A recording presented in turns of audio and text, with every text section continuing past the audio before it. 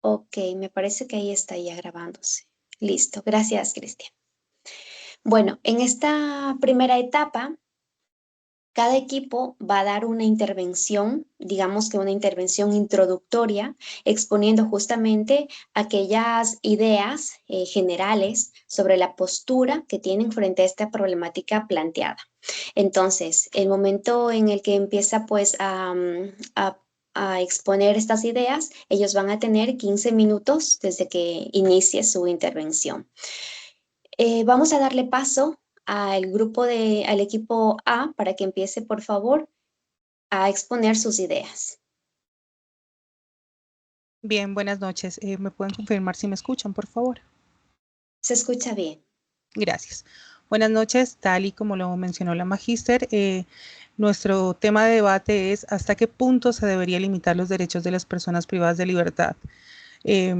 La intención de este debate es, como también lo mencionaba, invitar a que reflexionemos en este caso sobre los principios fundamentales de justicia, humanidad, seguridad que sustentan nuestra sociedad. Indudablemente, cuando hablamos de este tema, el punto central de esta discusión se encuentra en las personas privadas de libertad. Sin embargo, no son sus acciones quienes van a tomar nuestro punto de debate, sino que la cuestión que nos ocupa es cómo debemos tratarlos en el marco de las leyes, y no solo en el marco de las leyes, sino en el marco también de los valores como sociedad. De manera puntual, tenemos como argumento y nos postulamos en contra de una limitación excesiva de los derechos humanos de los prisioneros. Y sostenemos esto incluso sobre quienes hayan cometido crímenes graves, porque indudablemente nuestra mente subjetiva nos llevará a pensar que algunas personas merecen menos derechos que otras. Sin embargo, con argumentos sólidos que ponemos sobre la mesa en este momento para este debate, queremos mostrar y hacer que reflexionen sobre que no es diametralmente que no son excluyentes, perdón, ¿sí? No son excluyentes las dos posturas, es decir, las personas privadas de libertad pueden mantener sus derechos sin importar el crimen que hayan cometido, y de eso se encarga otra parte de la ley. En el marco ecuatoriano, en la Constitución, en el artículo 35, se categoriza a las personas privadas de libertad como un grupo que debe recibir atención prioritaria. Todos estos ítems se irán desarrollando a lo largo de nuestra presentación. Asimismo, en el artículo 51, las personas privadas de libertad se reconocen sus derechos, así como en el artículo 12, donde se reconocen tanto los derechos y las garantías dentro del Código Penal. Bien, es importante que recordemos que los derechos humanos fundamentales, como el derecho a un trato humano, a la salud y a la integridad física y mental, son pilares de cualquier sociedad civilizada.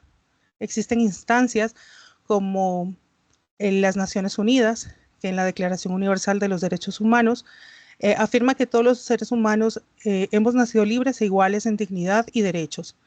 Y bajo esta premisa es importante recordar que esto no admite excepciones, como lo mencionaba anteriormente, basada en los crímenes cometidos.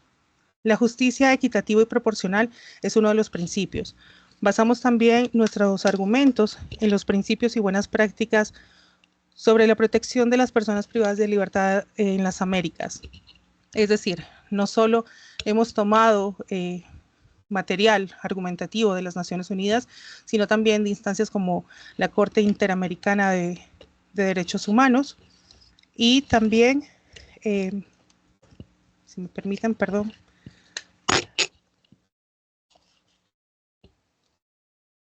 a nivel nacional, bueno, de la Constitución, el Código Penal, como lo había mencionado anteriormente, y del Comité Internacional de Derechos Humanos, ¿sí? Por otro lado, consideramos que la rehabilitación y la reinserción social son objetivos claves del encarcelamiento.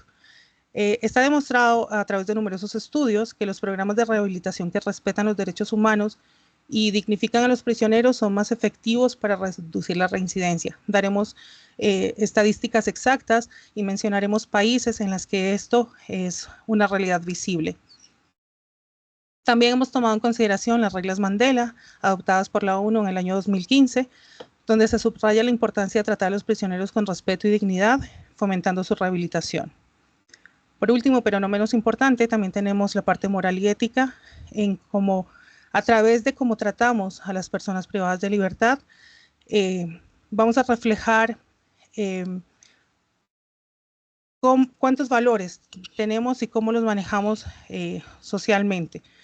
Yo quisiera abrir también o romper una lanza en este momento a propósito del tema, en que meditemos en que muchas veces como sociedad nos tendemos a posicionar como antiguamente cuando se linchaba a una persona porque alguien decía algo sobre esa persona. Entonces siempre es necesario respetar los derechos de los seres humanos teniendo en cuenta los principios que habíamos mencionado anteriormente y sobre todo el derecho inalienable de las personas por el hecho mismo de ser seres humanos. Entonces, dada esta pequeña introducción de cómo vamos a desarrollar nuestros argumentos, doy paso a mi compañera Milena.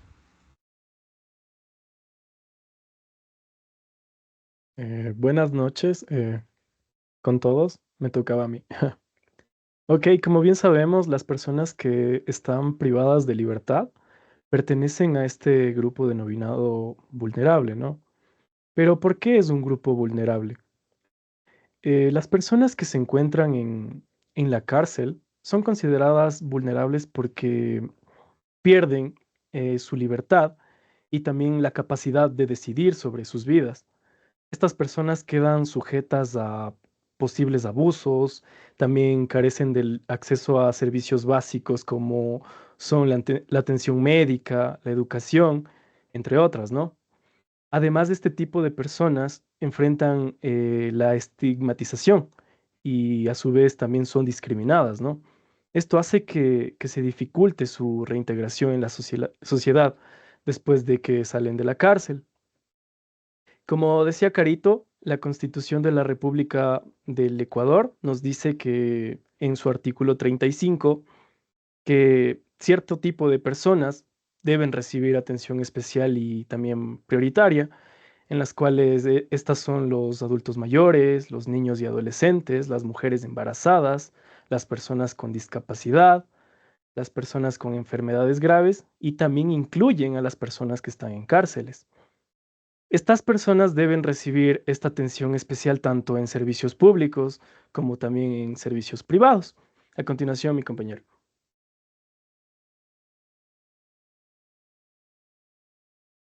Bueno, para seguir, nuestra postura se centra en la protección de los derechos de las personas privadas de la libertad, el mantenimiento de la seguridad y el orden dentro de los centros penitenciarios.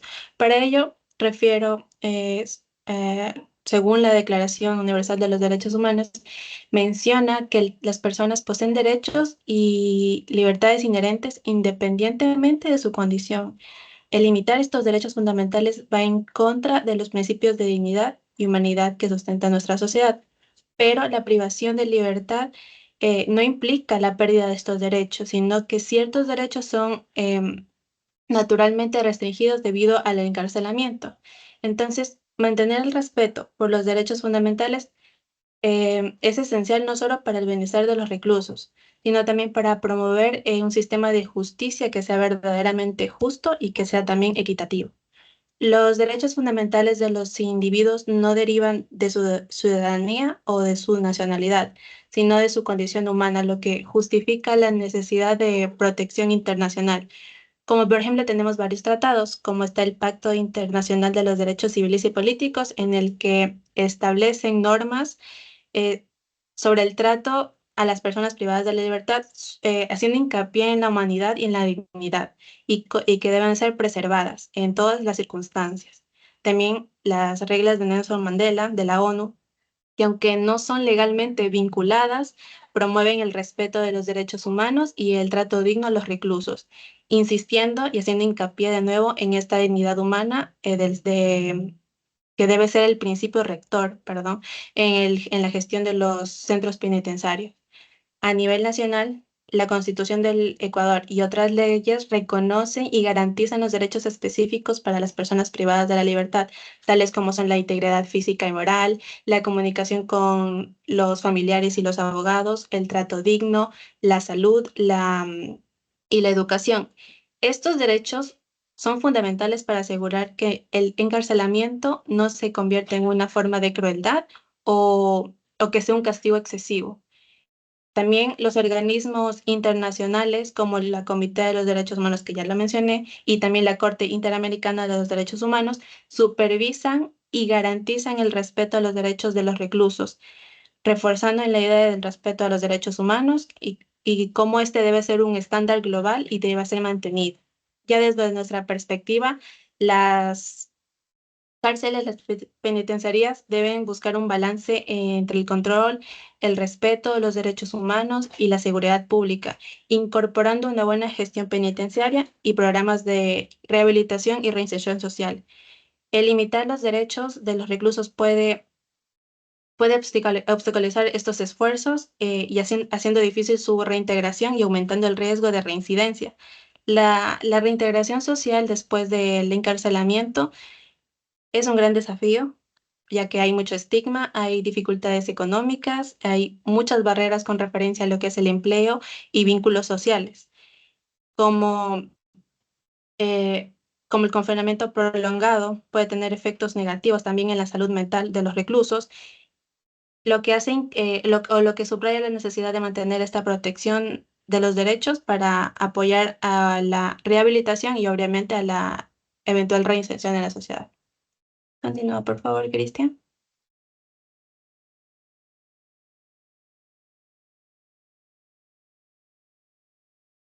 Listo. Buenas noches con todos.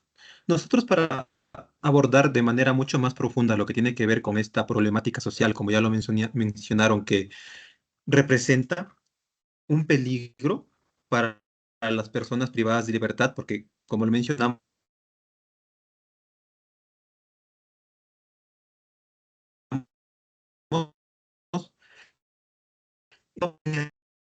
que estas actividades que nosotros fomentemos busquen lo que de verdad deberían buscar los centros privados de la libertad, ¿no? Que es la situación de generar una reintegración social a las personas privadas de la libertad, ¿no? Esto con el objetivo de buscar libertad y al mismo tiempo que la percepción pública cambie. ¿Por qué? Porque nosotros como sociedad siempre generamos esta situación de... Perdón que cambie la cámara, creo que se me está escuchando un poquito entrecortado, ¿no?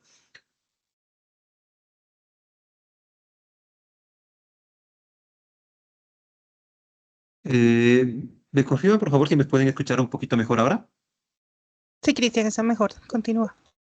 Listo, una disculpa por la interrupción. En este sentido, nosotros buscamos reducir la discriminación, ¿no? ¿Por qué? Porque como ya lo mencionaron nuestros compañeros, el reducir esto va a asegurar que todas las personas privadas de la libertad vivan tanto de manera digna dentro de la cárcel, que se respete sus derechos humanos y al mismo tiempo poder facilitar las oportunidades laborales y comunitarias al momento de generar una reintegración exitosa, ¿no? Que generalmente es de lo que suelen carecer los modelos estrictos que llevan a una disminución de derechos y al mismo tiempo un aumento de la reincidencia en los, en los delitos cometidos, ¿no? En cuanto a la limitación de los derechos privados para la libertad, es crucial que nosotros intentemos encontrar un equilibrio, ¿no? Para nosotros este plan de acción implica llevar precisamente esto, ¿no? Seguridad pública y derecho por los respetos, por los derechos humanos, ¿no? Respeto por los derechos humanos. Mientras la privación de libertad es necesaria, ¿no? Es totalmente necesaria para proteger a la sociedad y permitir la rehabilitación y reinserción.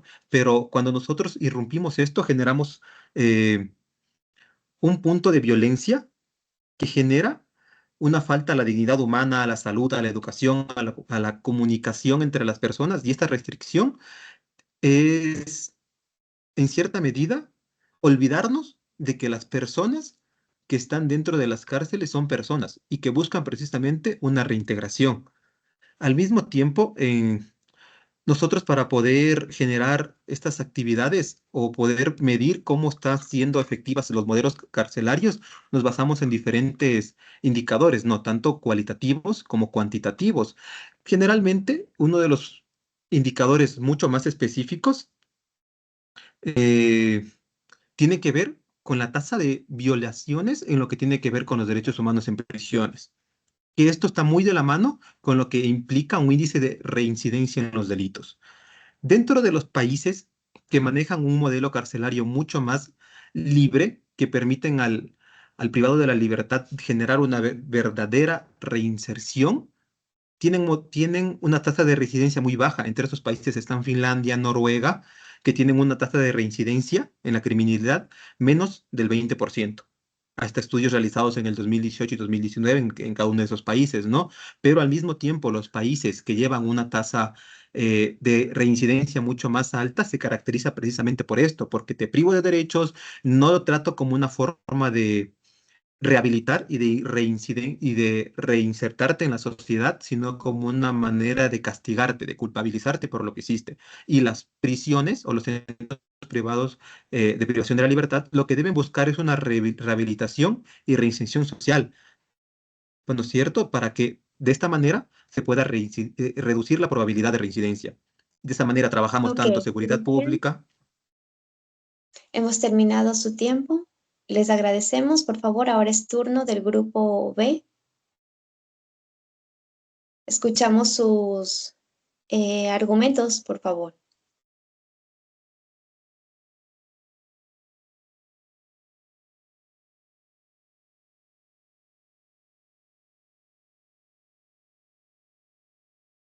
Claudia, ¿no te escuchamos? Buenas noches, magíster. Buenas noches, estimados compañeros. Pues el tema que nos reúne hoy en día es de gran relevancia y la verdad de mucha controversia, porque la cuestión de que los presos deben mantener o perder algunos derechos mientras cumplen su condena, a nosotros nos hemos puesto en la postura de que se deberían perder algunos de estos derechos o la mayoría, porque ellos han atentado o han cruzado la línea de los derechos de las otras personas. Y es ahí donde nosotros queremos, en nuestros argumentos, defender los derechos de las personas que son víctimas, más no de los victimarios, como hoy en día, la verdad, aquí en el Ecuador se está llevando a cabo. En este debate nosotros vamos a tocar aspectos no solamente legales y penales, sino también éticos y sociales. Y para argumentar nuestra postura a favor, nosotros vamos a tomar unos 3 puntos claves, que son la proporcionalidad del castigo, el mantenimiento del orden y la seguridad y el efecto disuasorio del sistema penitenciario. ¿A qué nos referimos con la proporcionalidad del castigo? Sostiene que las consecuencias deben reflejar la gravedad del delito. Hoy en día en el Ecuador nosotros podemos ver, bueno, hoy con la consulta se han endurecido las penas, pero las penas por un asesinato, dependiendo em, el descargo de las pruebas, algunos de los asesinos salían muy rápido argumentando de que estaban bajo efectos de estupefacientes, salían en 2, 3 años. ¿Y qué pasa con esas familias que quedaron fragmentadas por un acto de violencia? Entonces, no se han venido llevando condenas proporcionales de acuerdo a los delitos que que ellos han cometido. Cuando una persona comete un grave delito, la pérdida de los derechos puede ser vista como una parte justa de su sanción, pues está alineado con la teoría retributiva de la justicia, que enfatiza que el castigo debe ser proporcional al daño causado. Otro argumento que nosotros mantenemos es que es fundamental para mantener el orden y la seguridad dentro de las instituciones correccionales, puesto que los presos mantengan todos sus derechos complica la administración de las cárceles. Y hemos estado viendo en el Ecuador cómo se han manejado últimamente los sistemas penitenciarios, cuando son los privados de la libertad quienes tienen total control de las cárceles. argumentando que ellos gozan de ciertos derechos. Ellos han, se puede decir, han escalado un poco más que la justicia y han logrado tomar el control prácticamente total de los centros penitenciarios. Y finalmente podemos hablar de que ciertos derechos pueden servir como un elemento disuasorio significativo, pues las personas al saber que van a perder, que perderán su libertad y también privilegios y derechos, al menos pueden propensar a cometer delitos. Podemos hablar de los niños, de los jóvenes, adolescentes que se insertan en bandas delictivas y que buscan ellos ser parte de esas bandas como un ego, como, como querer pertenecer a un grupo, ser importantes, porque saben que si a un menor de edad le cogen preso, pues ese menor de edad sale en libertad porque la ley así lo permite. Entonces, pero si ellos saben de que así cometan, tengan, así tengan, sean menores de edad y cometan delitos, sea cual sea, ellos van a tener que pagar. Entonces, yo pienso que ellos van a frenarse un poquito a cometer ciertos delitos. Le doy paso a mi compañera. Buenas noches con todos los presentes. Bueno, argumentando lo que mi compañera dijo, ¿no? Hablamos mucho de los derechos que los privados de libertad deben obtener y yo sí quiero hacer énfasis en una frase que es muy directa, donde dice tus derechos terminan donde empiezan los derechos de los demás. Entonces, a esta postura yo me quiero referir que sí se deben limitar muchísimo los derechos de los privados de la libertad. Primero, porque hablamos de la reinserción. Cuando hay reinserción, el 35% de las personas que se les reinsertan a la sociedad vuelven a ser reincidentes. Y sobre todo, o sea, el 20% de esas personas lo hacen en la parte del hurto, el 10% en la parte de lo que son asesinatos y el 5% en lo que refleja otras cosas.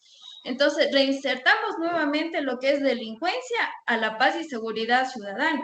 Aparte de eso, también hablamos mucho de lo que es la inversión que hace, por ejemplo, el Estado en querer mantener cárceles o sea, una cárcel donde sea un centro de rehabilitación, cosa que no existe, ya que, por ejemplo, en este caso, como se ha venido observando directamente en lo que son los medios de noticias, hemos visto que las cárceles han sido usadas como centros de acopio, hoteles para los privados de libertad, sobre todo para los que están de alta seguridad, ¿no?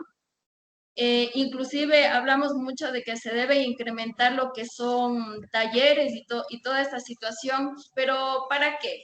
Los presos ya no están utilizando estas instalaciones de la manera adecuada, lo están haciendo más bien como, como laboratorios de fabricación de droga, como conexiones con el exterior para seguir delinquiendo.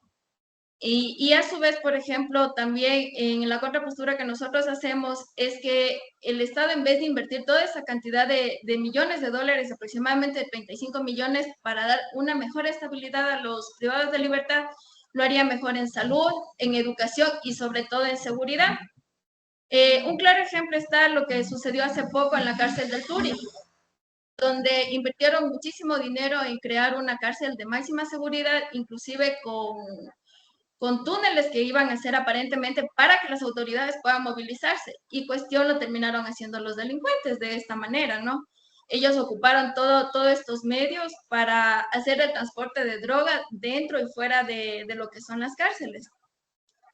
A su vez, también hago énfasis mucho en que no se, a pesar de que han incrementado lo que son áreas de psicología en los centros de reclusión, pues se ha visto cómo ha habido masacres de gran intensidad en el mismo y aproximadamente hemos visto que durante el año 2023 y 2024 más de 280 reclusos han fallecido. Si hacemos más o menos una referencia con lo que son cárceles o centros privados de la libertad de otros países, vemos como, por ejemplo, en El Salvador se han endurecido mucho más las leyes y el nivel de delincuencia, el nivel de tasa de mortalidad de la ciudadanía ha bajado y ha descendido en un gran porcentaje. lo que por ende nuestra población ecuatoriana ha pedido en la actualidad que se incrementen esas leyes en el país para así bajarlas de tal manera, porque como digo, el delincuente no piensa en la persona, el delincuente piensa en sí mismo, piensa en su beneficio, en lo que va a obtener al realizar eso. Él no está viendo por lo que va a pasar con las demás familias o a su vez cómo queda la víctima en este caso, ¿no? Y también hablamos de lo que es el mantenimiento, seguridad y orden pública. A su vez, igualmente las inversiones lo hacen de manera muy corta para ellos. Igualmente los delincuentes que se han visto que reinciden, hemos podido ver y ha sido muy notable cómo agentes de la fuerza pública han muerto en manos de los mismos y sobre todo en los que ya son reinsertados y siguen siendo reincidentes. Le doy paso a mi otro compañero. Muy buenas noches. En este caso, ya para ir finalizando, ¿no? Todo lo que han ido comentando mis compañeras, como ya lo dicen, es un tema muy crucial y controversial, sobre todo. Es fácil hablar también de otros lugares, ¿no? De cómo lo ha hecho El Salvador, cómo lo está haciendo también y empezando a hacer en España, pero es bien complicado cuando uno habla de su propia casa, ¿no? En este caso, es difícil el hablar de Ecuador. Como sabemos, la situación en la que nos encontramos nosotros sí es un objeto de crítica, no solo nacional, sino también internacional, porque ha sido visto que ni la ONU, que es alguien que debería de estar al pendiente de los derechos de las personas naturales, está más al pendiente de los derechos de los ciudadanos que se encuentran en las cárceles. Ya pasamos y nos daba el ejemplo la compañera de la cárcel del Tur. Habían presos que secuestraban a personas. Ellos hacen esa acción. ¿Y cómo conocen el trasfondo de esa persona? ¿Cómo saben que de ese sueldo básico que gana esta persona, eh, tal vez por cuidarles a los presos, cuántas personas él ayuda, a cuántas personas da de comer? O sea, todas estas situaciones, creo que el límite al cual nosotros podemos llegar o a esa idea es que el que den puerta abierta a que los presos, los reos, puedan liderar, puedan tener muchos más derechos que las personas naturales, es un problema muy grande, porque alguien decía que si se quiere matar la rabia que está contagiando a los demás perros, hay que matar al perro primero, ¿no? Al que tiene este inconveniente. Es igual como se suele decir lo de la manzana podrida. Con una que haya, lo demás se va pudriendo y hemos visto que incluso de reos que se encuentran, según nosotros, ¿no? Lo que el Estado nos ha estado diciendo, que están sin comunicación, sin nada, podemos estar viendo que no existe esa seguridad, que desde las cárceles amedrentan y están amenazando a familias, exigiendo un pago por su seguridad. Hoy en día nosotros nos encontramos en ese inconveniente porque es la problemática actual. Nos mienten. Yo sí siento tal vez, y creo que la mayoría de ustedes lo mismo, que un día nos dicen que todo está bien, que tienen un plan para solucionar todo, y a los 2 días la persona que dijo eso ya está diciendo que esa no era la idea que quería decir, que sabe que estamos pasando por un inconveniente muy mal. Y esto que le estoy contando, no me estoy yendo ni muy lejos. Esto está pasando justo de la anterior semana. La ministra que acompaña a Daniel Noboa, ella decía que los ecuatorianos están saliendo tranquilos a trabajar, tranquilos. Y justo un día antes había existido una fuga de una cárcel. ¿Qué pasó el otro día de lo que ella habló? Mataron a un padre de familia, estos reos que se habían escapado, con 6 balazos en la cabeza. Solo pongámonos a pensar, ¿qué pasa cuando se le está dando incluso la espalda al mismo pueblo, al mentirle, al decirle que hasta en televisión abierta los reos deben de tener comida, servicios básicos, cuando nosotros que se trabaja honestamente, sabemos que ni el sueldo alcanza a veces para cubrir lo que es salud, alimento, vestimenta de una familia pequeña. Imagínense en estas personas. ¿Cómo sabemos nosotros de ese final de los cuales están pasando? Y cuando no se pone un límite a tiempo, se vienen problemas más grandes, como podemos ver nosotros que incluso cuando era campaña, como hubo los disturbios, ¿no? Desde aquí en Ibarra hasta la ciudad más lejana como es Loja. Para ir finalizando, las consecuencias de que nosotros estemos dando sobreprotección a los reos con un cuento, por así decirlo, de que deben de tener más humanidad y dignidad que los demás, al final será un proyecto que va a socavar en la misma justicia. Y caerá como última instancia nuevamente, aunque estaba diciéndoles yo que la ONU nunca defiende mucho a las personas naturales, sino más bien en este caso a los reos, porque cuando ustedes vieron que el presidente también dijo que ataquen ya no solo con municiones no letales, sino con municiones letales, que veíamos y hasta nos decía gracioso que los policías y los militares en los palos grababan el rulay para poder eh, felicitar a las personas que estaban amenazando a las familias. Ahí sí la ONU saltó, que cuidado, que con eso no, pero porque no emitieron un comunicado Ujú. diciendo que van a venir a ayudarnos. Entonces, eso sería, compañeros, para que también así tomemos conciencia de tanto que se merecen esas personas que están ahí, que sí es verdad, yo entendía lo que decían los otros compañeros también, existe un índice de inocencia, pero a nivel mundial, ¿saben cuánto es ese índice? Es menos del 10% el índice de inocencia de las personas que están ahí. Entonces, Ok, esos gracias, compañeros, Diego. muchas gracias. Listo. Bien, en esta segunda etapa del debate es donde vamos a empezar a plantear preguntas alternadamente, ¿sí? Y el equipo contrario va a tener un máximo de 2 minutos para poder responderlas. Si un equipo no tiene preguntas, pues daremos paso al siguiente equipo para que pueda plantear las suyas. Recuerden que no más de 3, 4 preguntas, ¿sí? Les vamos a dar entonces unos 2 minutos para que puedan planear sus preguntas y procedemos a la exposición de las mismas.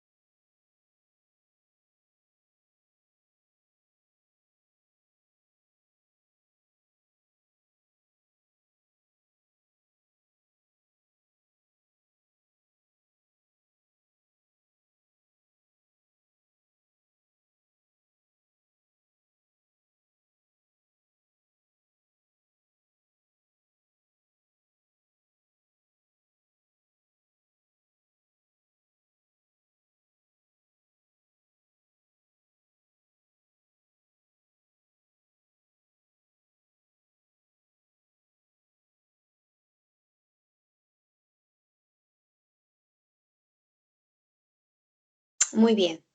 Entonces, por favor, ahora vamos a dar paso al grupo A para que pueda exponer sus preguntas. Lo vamos a hacer alternadamente, ¿de acuerdo? Entonces, plantean una pregunta y damos paso al grupo contrario para que pueda responder la misma. Bien, cualquiera de los integrantes del grupo contrario, pues que tenga la respuesta, simplemente activa el micrófono y responde. Continúe, por favor, el grupo A. Sí, gracias. Partiendo de la premisa de que el respeto a los derechos de incluso los peores criminales no es una cuestión de indulgencia y que tampoco depende del comportamiento de una persona, y que al no tener en cuenta estos derechos se socavan los principios fundamentales de dignidad humana, justicia y Estado de Derecho. ¿Cómo reconcilian ustedes como grupo estos principios? La posición ante estos principios universales de que todos los seres humanos tienen derechos inalienables, incluidos los derechos humanos básicos.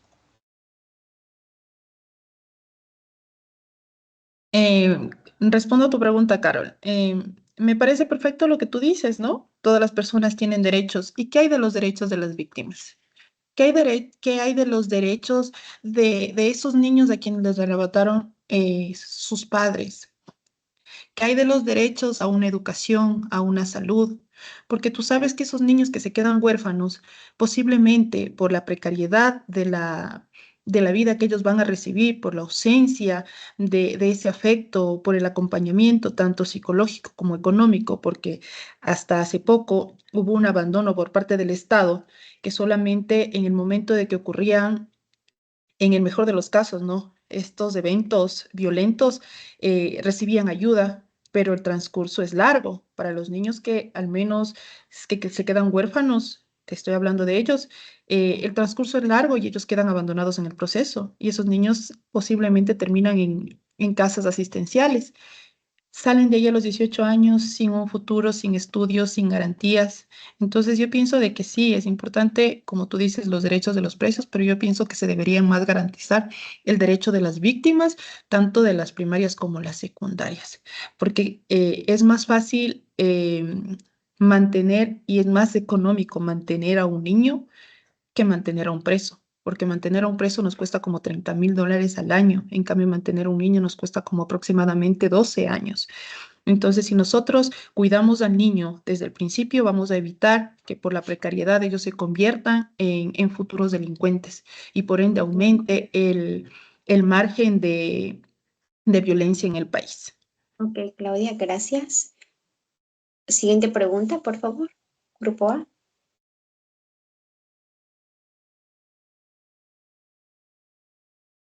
Buenas noches.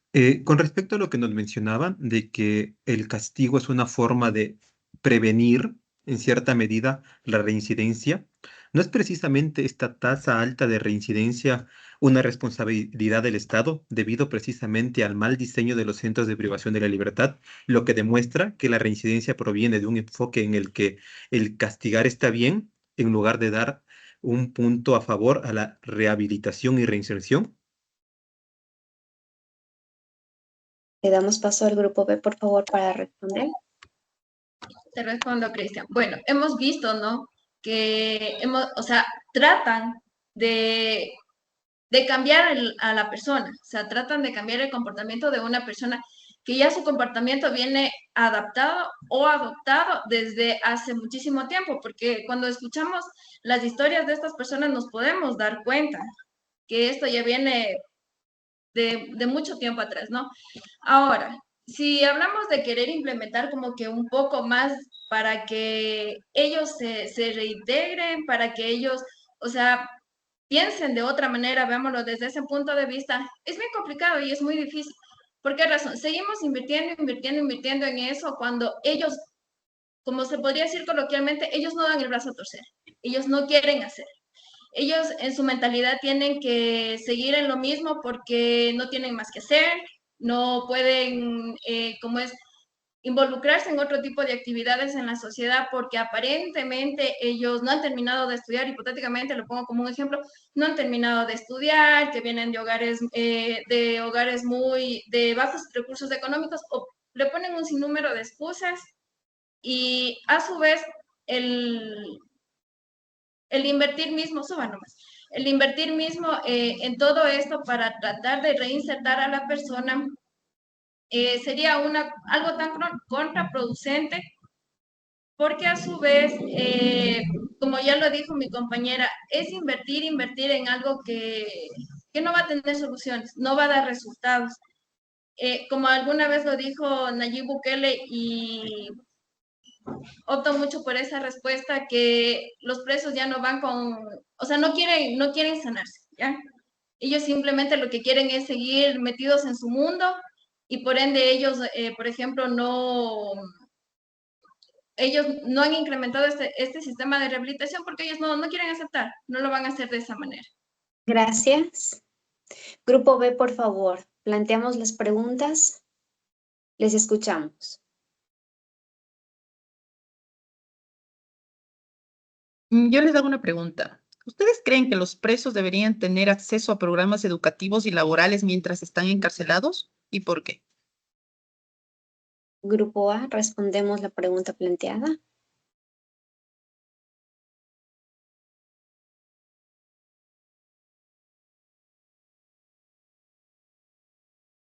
Bueno, en esta situación, nosotros te diríamos directamente que sí, porque precisamente el hecho de encontrarse en un centro de la privación de la libertad no te limita a que tú puedas tener acceso a la educación y a una forma de reinserción económica a la sociedad para el momento en el que tú puedas salir, ¿no? ¿Por qué? Porque esto de aquí te va a generar precisamente rehabilitación, porque te permite generar y aportar de alguna manera a la sociedad, lo que cambia tu pensamiento. También esto hace que se reduzca la criminalidad y de cierta manera se le proporciona al preso dignidad y el punto especial de lo que tiene que ver con derechos humanos, ¿no?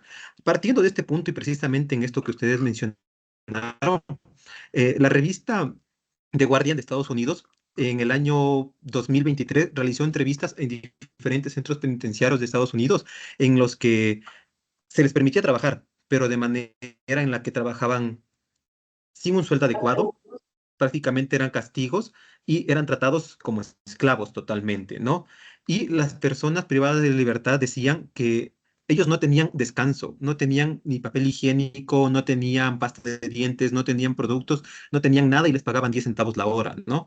Ellos decían de esta manera en el que siento que estoy siendo castigado por algo que yo puedo sanar a la sociedad, ¿no? Y estos programas te permiten de manera esencial que tú puedas cambiar y reintegrarte, ¿no? Y si existen estos programas en los dos modelos penitenciarios, el poder brindarte una forma de hacerlo reduce de gran manera la tasa de reincidencia, partiendo del punto de que países como Noruega, Finlandia, tienen estos modelos de reinserción en el que se les permite estudiar y trabajar, y solo el 20% de los privados de la libertad generan una reincidencia en el lapso de los 3 años, a diferencia de países que no manejan un modelo adecuado, que tienen una reincidencia del más del 50% porque no se les trata como personas. Gracias. Siguiente pregunta, por favor. Buenas noches, magíster. No sé si tal vez me logran escuchar. Sí, Sí. ¿quién es? Ya, magíster. La segunda pregunta sería, ¿cómo pueden justificarse y otorgar ciertos derechos a los presos cuando estos mismos derechos les fueron negados a las víctimas? Bien, entonces, para responder a tu pregunta, tenemos que entender que ciertos derechos a los presos pueden justificarse ya que la justicia y la venganza no son lo mismo, aunque es indiscutible que muchos de estos presos han causado daño y también sus víctimas han sufrido. El propósito de este sistema de justicia es justo mantener los principios de la humanidad y dignidad para todos, ¿no? Esto ya en Ecuador y en todo el mundo, incluso para muchas personas que cometen delitos graves. Entonces, podríamos decir que negar los derechos a los presos solo perpetuaría un ciclo de violencia y no contribuiría a la rehabilitación y a la seguridad a largo plazo de la sociedad. Perdón, no sé si queda tiempo de nuestro tiempo para un poco acotar la respuesta de mi compañero. ¿Puedo hacerlo? Ok, Carol. Simplemente acotar que La justicia para las víctimas y para sus familias no se puede lograr a través de la violación de derechos de otras personas. Es decir, yo no puedo exigir derechos violando los derechos de otra persona. Y vuelvo a remarcar el hecho de que no estamos hablando ni estos derechos van en función de lo que hicieron o lo que dejaron de hacer, sino en el hecho de que son seres humanos y por tanto tienen derechos inalienables e inherentes al hecho de ser humanos. Muy bien, muchas gracias. Ok, por cuestión de tiempo, por favor, en esta tercera etapa, vamos un poco a cambiar la dinámica. En vez de formular preguntas, pues le voy a dar paso a la persona invitada, es decir, a la abogada Vicky Ruiz, para que por favor nos comente algunas recomendaciones que ha podido pues percibir en función de lo que acabamos de hacer, que es este debate. Así que Vicky, por favor, te doy paso.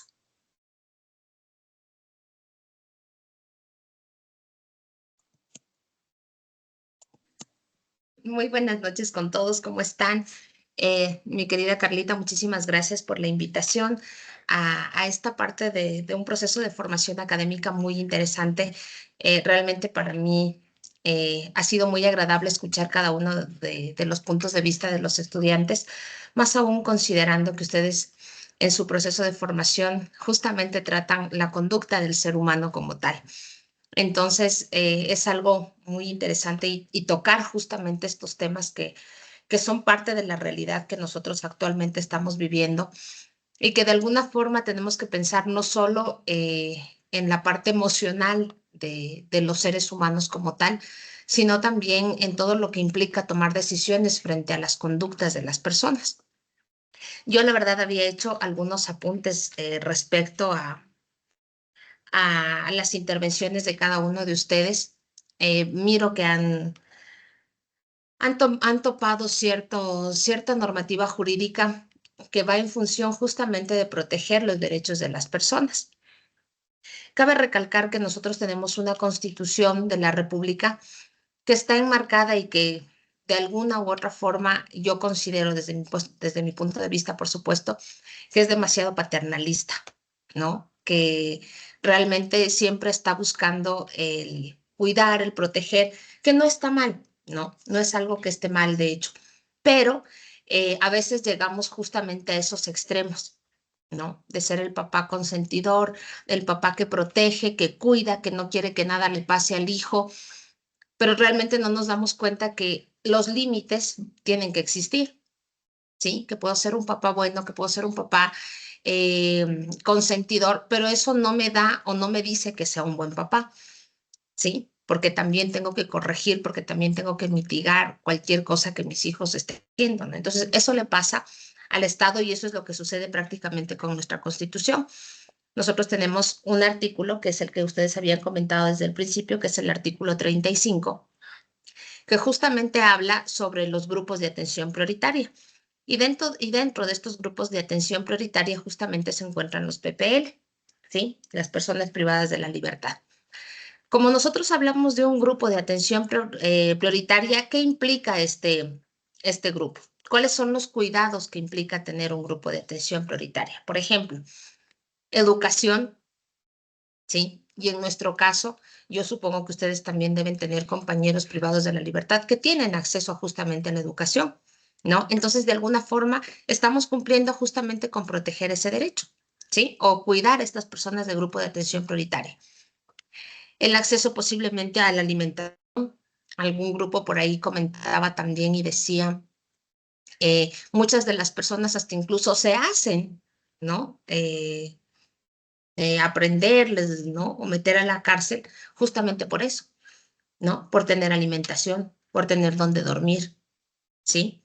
Entonces, ¿por qué? Porque obviamente el Estado cubre de alguna forma esas necesidades. ¿Qué es lo que se le va de las manos al Estado, básicamente? Es el hacinamiento en las cárceles, ¿sí? Entonces, al tener demasiada gente en las cárceles, obviamente no van a tener comida para tanta gente, cobijas para tanta gente, lugar para tanta gente, y por lo tanto ya empieza a convertirse en un sistema ya bastante complicado, porque obviamente no existe la protección, el cuidado para tantas personas. ¿Sí? Entonces, como yo les decía, nosotros tenemos una constitución que se ha alineado muchísimo a un eje paternalista, obviamente alineándose un poco a todos estos tratados y convenios internacionales, ¿sí? Estos tratados internacionales que justamente buscan cuidar al ser humano como tal. Ustedes hablaban de los derechos fundamentales. ¿Cuáles son los derechos fundamentales? Los que son inherentes al ser humano, ¿no? Por ejemplo, el derecho a la vida.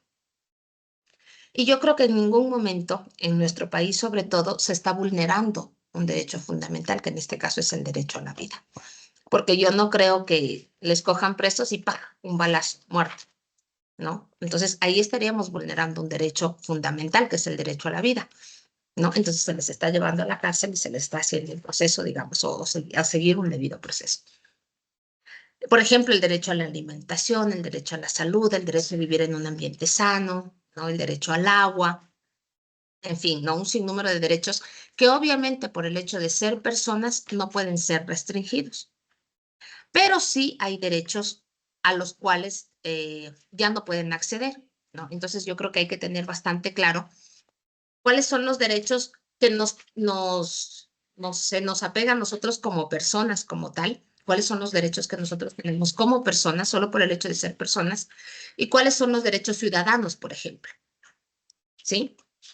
Entonces, ustedes saben muy bien que cuando una persona ya es sentenciada, ¿no? Ya tiene una sentencia ejecutoriada, automáticamente esta persona pierde los derechos de ciudadanía, ¿sí?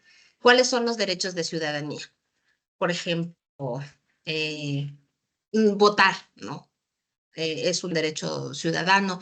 Por ejemplo, sacar préstamos, por ejemplo, ¿no? Un sinnúmero de actividades que nosotros no podemos desarrollar porque estamos limitados con el tema de ser privados de la libertad. Entonces yo creo que hay que identificar cuáles son los derechos que no se pierden y cuáles son los derechos que se pierden. No todos los derechos se pierden, ¿no? Entonces ustedes hablan de derechos fundamentales, pero esos derechos fundamentales no se perdieron cuando las personas fueron privadas de la libertad. Porque ya les digo, si fuera ese el caso, tuviéramos un preso y pago un balazo y muerto. El del principal derecho fundamental, que es el derecho a la vida, ya no lo tendría. Pero nosotros, dentro de todo lo que es la normativa legal vigente, tenemos justamente todo ese cuidado a los derechos fundamentales, digámoslo así. Entonces, no sé si ustedes han escuchado, por ejemplo, en Estados Unidos, la pena de muerte, ¿cierto? La cadena perpetua. Sí, por ejemplo, nosotros no tenemos ese tipo de penas. ¿Por qué? Porque somos un estado que justamente no garantiza de alguna forma los derechos de las personas, independientemente del tipo de personas que sea, ¿sí?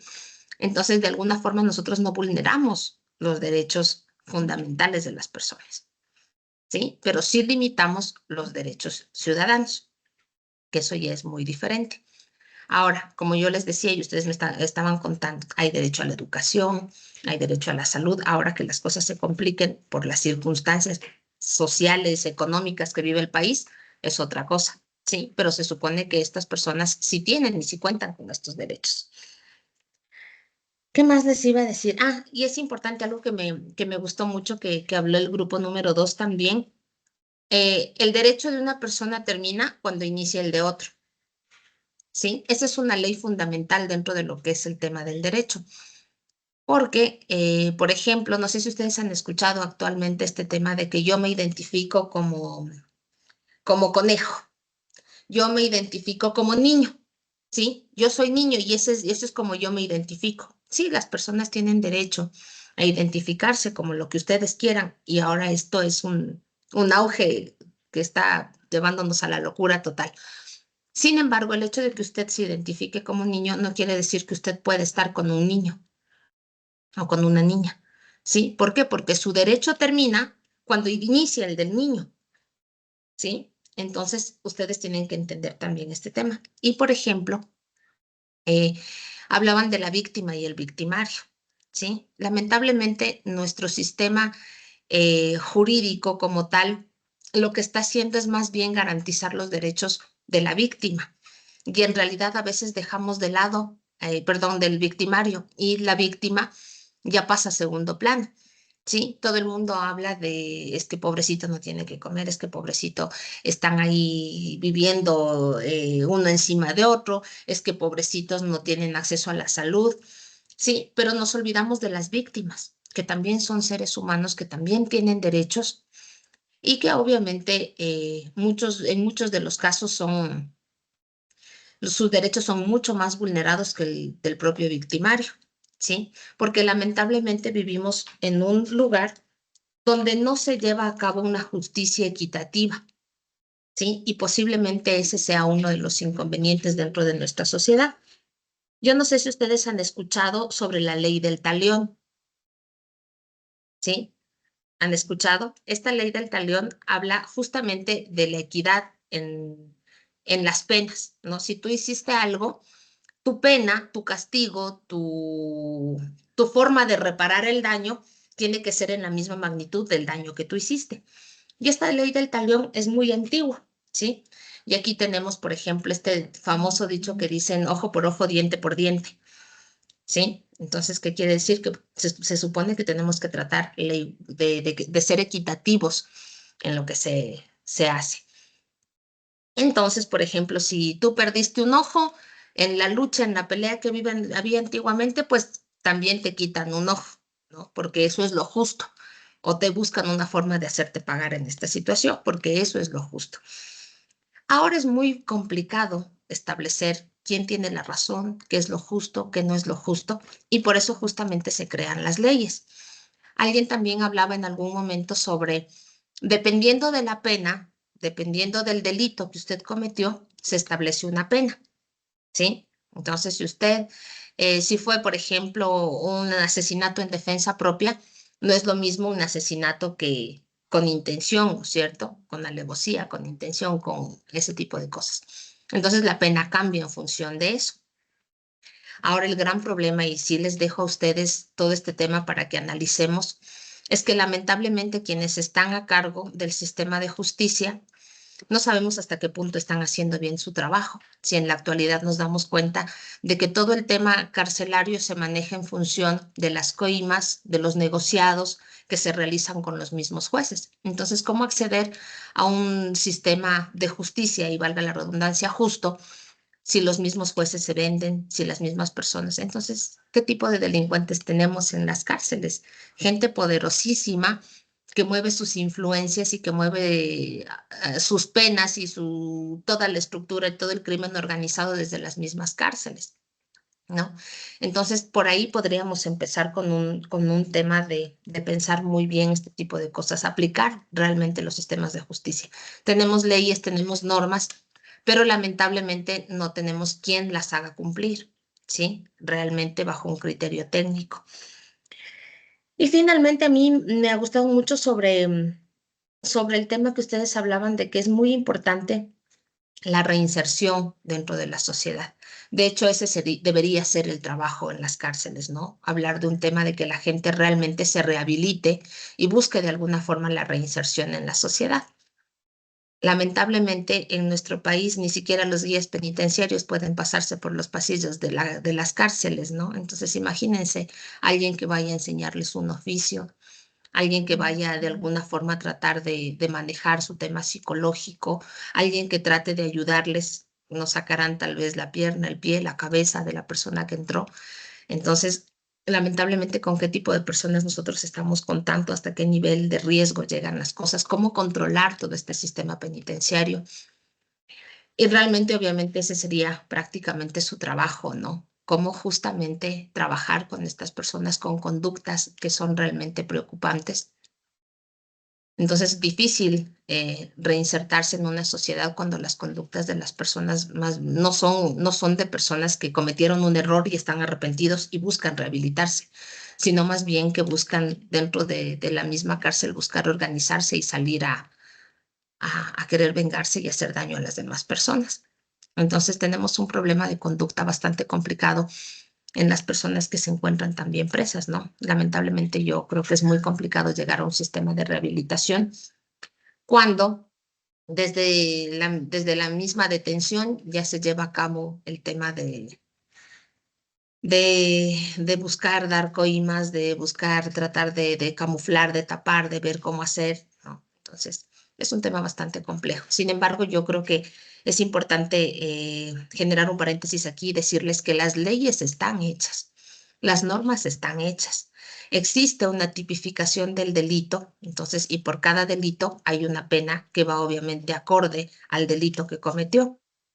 Sin embargo, lamentablemente todo esto solo está escrito. Nos hicieron una consulta en la cual nosotros establecimos que las penas deben ser más rigurosas, por supuesto, pero ¿quién vela por el cumplimiento de este sistema? ¿Sí? Ese es el gran problema, ¿no? Y obviamente buscar que la gente, obviamente tenga sus derechos fundamentales está bien, pero también hay que buscar la forma de que se cumpla y de que el sistema de justicia sea más adecuado. Eso, Carlita, la verdad yo muy contenta de escucharles a cada uno de ustedes y de poder compartir en este espacio. Te agradezco muchísimo por la invitación. No, antes de continuar con el debate, pasar a la cuarta etapa, pues nada, quiero agradecer la participación tan valiosa de Vicky por sus aportaciones frente a este ejercicio de hacer un debate y un poco evaluar el pensamiento crítico de los estudiantes. Gracias, Vicky, por tu aporte. Muchísimas gracias, mi Carlita. Un abrazo para ti y para todos Otro. los chicos. Que tengan una linda noche. Gracias, Vicky. Bien, continuando entonces, por favor, en esta cuarta etapa, vamos a dar un tiempo de 5 minutos a cada grupo para que plantee su programa de acción frente a esta problemática. Así que damos paso, por favor, al grupo A.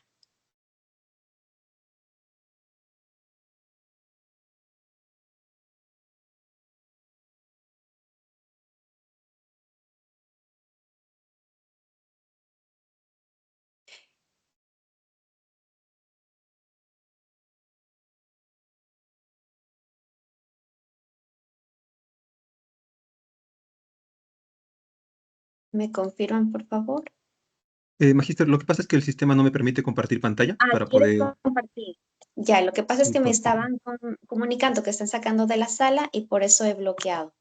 Pero entonces dame un segundo, por favor.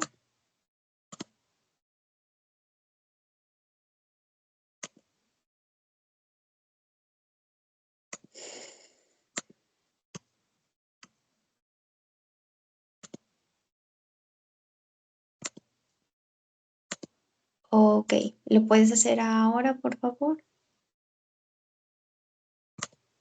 sí, ahora sí, Magíster. Ok, gracias.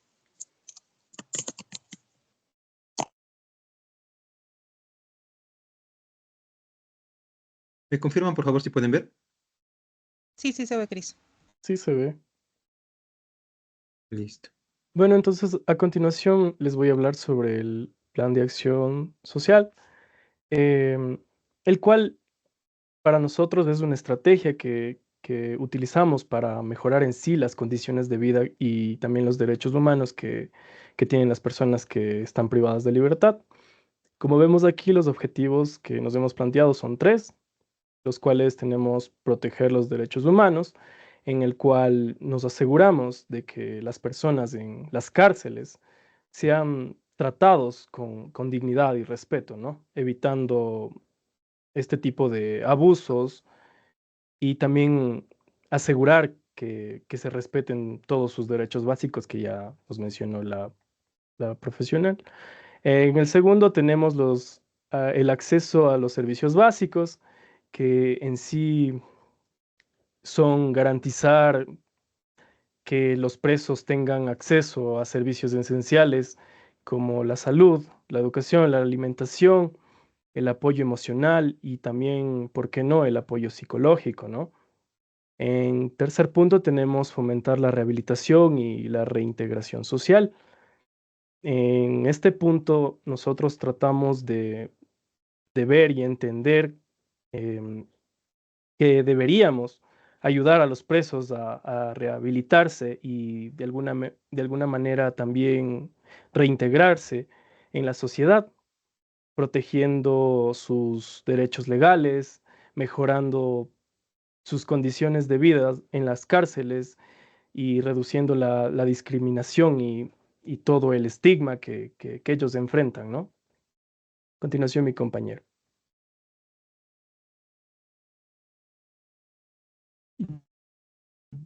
Bueno, como le estábamos comentando, nuestras propuestas de actividades parten principalmente de esto, ¿no?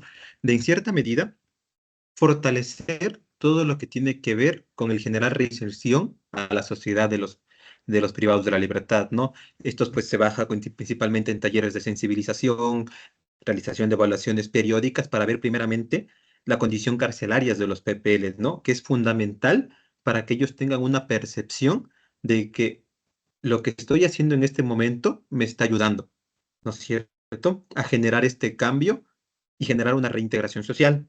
Para lograr esto, nosotros tenemos que trabajar un montón, principalmente desde el punto en que lo marcaba eh, la abogada, en el que todo esto parte de una situación social y al punto de qué tanto nosotros como país o cada país está cumpliendo con sus leyes y con lo que debe hacer, ¿no? Porque si bien dentro de las cárceles se ha vuelto un problema el hecho de que entramos por algo mínimo, como el haber tal vez pues robado algo, que no son penas o no son delitos tan graves como el mismo hecho de tal vez asesinado o otros delitos mucho más fuertes, ¿no? Pero en la cárcel lamentablemente en nuestro país, todas estas personas se unen. Y los centros penitenciarios actualmente no son un centro de rehabilitación, son un centro para que las personas que entran aprendan a delinquir más, a convertir más delitos y a vivir de eso. Porque no estamos generando una rehabilitación, sino un castigo y un te voy a enfrascar y encasillar en lo que eres, en un detenido, y por lo tanto te culpabilizo y no te genera una reinserción, ¿no? Para eso nosotros también partimos del punto de que todo esto parte de que la sociedad discrimina y el mismo Estado no trabaja en condiciones dignas ni brinda las condiciones dignas, al punto de que no está brindando oportunidades laborales y lo que nosotros buscamos con este plan de acción es generar un cambio. Primeramente, dentro de los centros penitenciarios, es complicado cambiarlo si no se trabaja como sociedad, como Estado gubernamental y obviamente con las leyes y derechos que ya poseen, ¿no? Pero que es muy complicado el aplicarlas, ¿no? Por lo tanto, nosotros consideramos que es esencial e indispensable un equilibrio entre la seguridad pública, que es cuidar a las personas eh, que están fuera de las cárceles, como al mismo tiempo respetar los derechos humanos mientras generamos una rehabilitación y reinserción, que si bien en la teoría puede generarse muy complicado por el mismo contexto social que nosotros vivimos, si nosotros poco a poco generamos estos cambios para proteger a la sociedad y permitir rehabilitación, vamos a trabajar en seguridad, salud, educación, comunicación y dignidad humana, lo que nos genera un rehabilitar y poder reinserciar a la sociedad, ¿no? Partiendo del punto de que todo esto se lograría si nosotros actuamos de la manera correcta y no como precisamente lo dijo la abogada, que actuamos a veces como país de forma no adecuada, incluso para la ley, estando en la parte de la ley.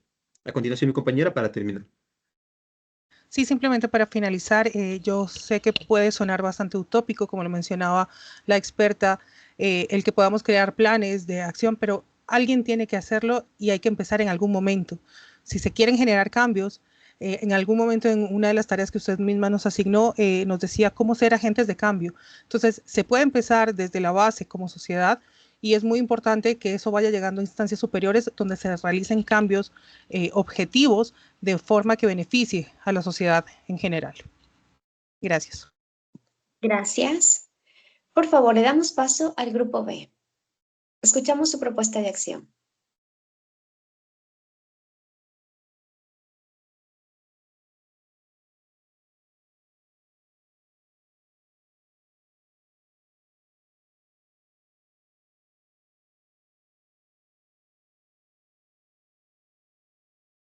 Bueno, como propuesta de acción, concluyendo con esto de ser la contraparte, pues estaríamos hablando de que se debería implementar más la seguridad y el orden en lo que es en los centros penitenciarios.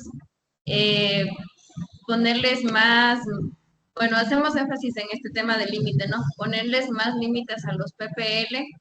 Esto podría ser, por ejemplo, que ellos estén aislados totalmente, que no tengan contacto con el medio exterior, ¿no? Por lo menos, como ya lo mencionó igualmente la experta, por lo menos hasta poder trabajar en su comportamiento, tratar de equilibrar la mentalidad que ellos tienen. De igual manera, esto nos va a ayudar a nosotros a tener un tipo de prevención ante las situaciones que puedan suceder una vez al ser reinsertados. Con esto nosotros estaríamos protegiendo a la ciudadanía en sí, para que ellos no sigan siendo víctimas de estas personas. De igual manera, podemos hablar de que otro plan de acción sería de que los PPLs trabajen incluso por su alimento, por las cosas que les brinda el Estado, o sea, que ellos se ganen a pulso todo eso. No sé si mis compañeros van a acotar algo más acerca del plan de acción. Sí, como la compañera venía diciendo, ¿no? Es importante en el plan de acción que nosotros hemos planteado hablar también un poco de los objetivos. ¿Cuáles son esos objetivos?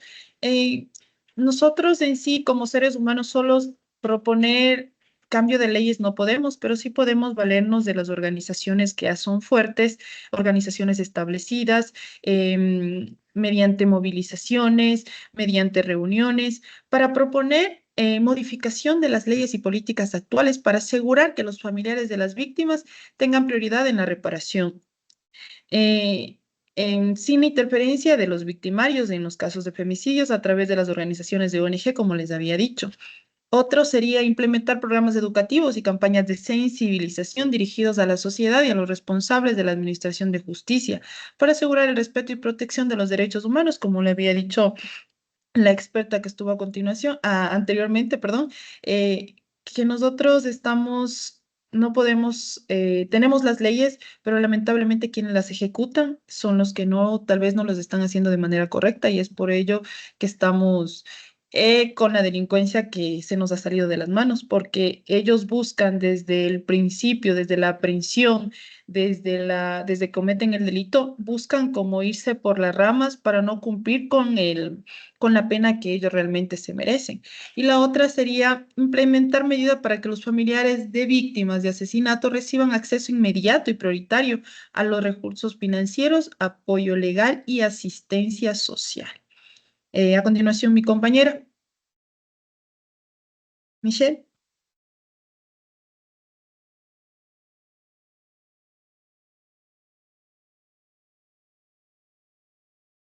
¿Me escuchan? Sí, buenas noches. Sí. Estoy con problemas del internet.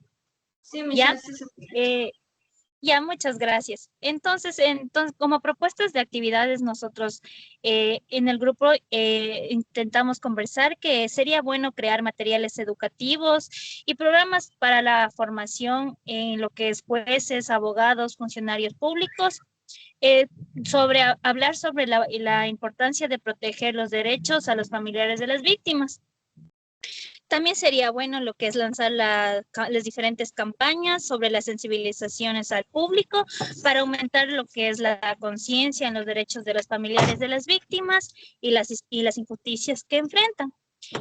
También podríamos colaborar con organizaciones no gubernamentales y grupos de defensa de derechos humanos para promover y apoyar las distintas iniciativas. También sería bueno crear programas de apoyo psicológico y social para que ayuden a los familiares a lidiar con el trauma y la pérdida que han lidiado los mismos.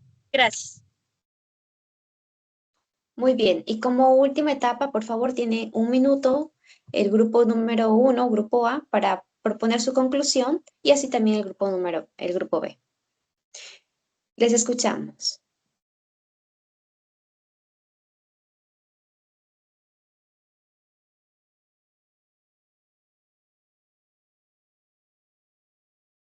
¿Me escuchan? Perdón. Sí, gracias. Bien, bueno, nuestra conclusión como grupo y ante la postura que hemos defendido a lo largo del debate, es importante adoptar una perspectiva realista que se oponga a la limitación excesiva de los derechos de las personas privadas de libertad.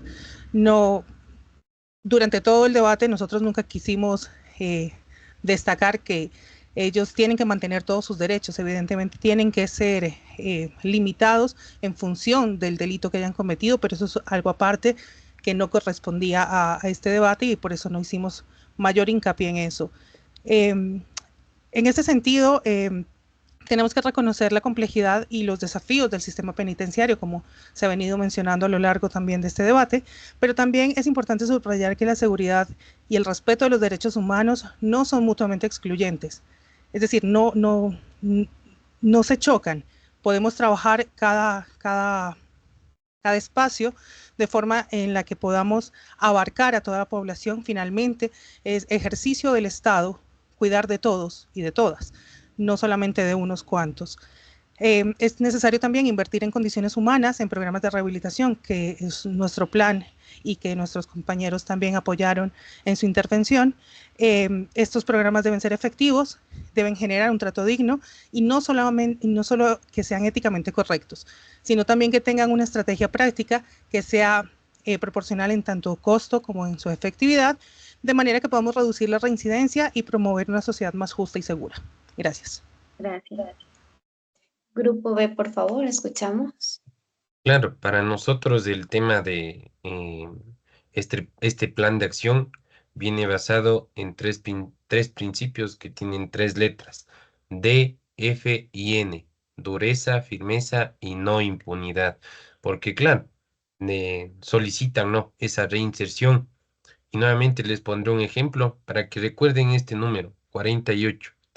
Hace un mes, 3 personas que estaban en un plan de reinserción se subieron a un bus y balearon a un chofer enfrente de su hija. Tal vez si vieron el video, eso ocurrió en Durán.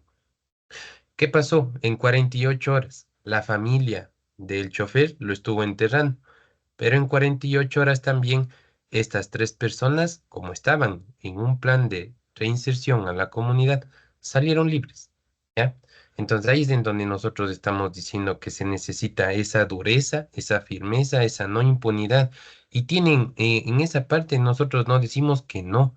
En verdad hay delitos tal vez que cometieron por esa necesidad, ¿no? Porque se sabe, tal vez a nosotros nos cuesta el tener luz, tener agua, educación, pero ellos no. Cometieron el delito, ingresaron y ya, ¿no? Entonces se debería de poder en esa parte, en nuestro plan, lo que plantees de esa dureza, como decía también aquí, que eso me pareció excelente lo que mencionaba la profesional, que el delito debe ser con una pena del tamaño del delito, ¿no? Que eso es lo que hace muchísima falta hoy día en la sociedad. Así que se les invita al otro grupo, a los compañeros, a los profesionales, para que sigamos en este análisis que es de un tema muy controversial, pero la verdad es bien interesante porque nos podemos nutrir de ambas partes para tener esa conciencia. Muchísimas gracias, Magíster. Ok, muy bien. Chicos, antes de dar por finalizada esta actividad, pues agradecerles evidentemente a los debatientes que se han podido conectar y han tenido pues esta fortaleza, diría yo, de poder plantear su posición, argumentarla y gracias también a las personas que se han conectado. Lamentablemente por cuestión de tiempo no he podido dar paso para que hagan su participación en el caso de que hayan tenido pues alguna inquietud. Así que bueno, pues muchas gracias y damos por finalizado este debate. La nota la voy a subir una vez que me haga llegar la rúbrica, pues, el Vicky. Entonces, lo voy a corresponder también con la nota que yo he planteado y lo subiría. ¿Alguna pregunta, chicos, tal vez? Profe, Conforme lo... ¿Sí? respecto a la asignación en el SIU, hace un rato quise entrar, pero salía que no estaba disponible. ¿Hasta qué horas va a estar abierta? La asignación. No, esta asignación es nada más para colocar la nota. Sí, de ahí si Nosotros no si subimos te nada. refieres al informe, el informe lo voy a dejar hasta el día viernes para que todos lo puedan subir. Ya, perdón. Es que no había entrado al inicio, entonces no sabía qué dio. Sí. Ya, profe, gracias. ¿Preguntas tal Díganos vez? la nota. Díganos Es que la no la nota. tengo todavía. Sí, Me imagínate tiene una que vez. hacer llegar. Nada más como, a ver, aspectos de retroalimentación, sobre todo para que los próximos grupos no caigan en los mismos errores. A ver, chicos, yo les había planteado desde un inicio el tema de que al tratarse de una actividad que tiene su valor, su implicancia, su importancia, pues también nosotros tenemos que darle esa connotación como participantes, como intervinientes del debate, ¿no? ¿Eso qué quiere decir? Que por favor cuiden mucho desde el momento en el que encienden sus cámaras, desde ese momento están siendo ustedes evaluados. Se evalúa mucho el tema de la presentación, que por favor no estén que comiendo, que con los celulares, que arreglándose el cabello, cuiden mucho la organización de su espacio, que no se les cruce el gato, que, a ver, incluso la presentación de uno mismo, todos esos aspectos se toman en cuenta dentro de esta participación. Y aparte de lo que les he mencionado, que está justamente planteado en la rúbrica, ¿no? Un poco la seguridad de las ideas que tienen independientemente de la posición que ustedes hayan decidido defender. Listo. Chicos, nos vemos entonces la próxima clase. Por favor, prepárense el grupo número 3 y el grupo número 4. Muchas gracias por la participación. Gracias. Chao, Gracias. chicos. Buenas noches. Gracias, Gracias, Magíster, pase profe. bien. Chao, Muchas chicos. gracias.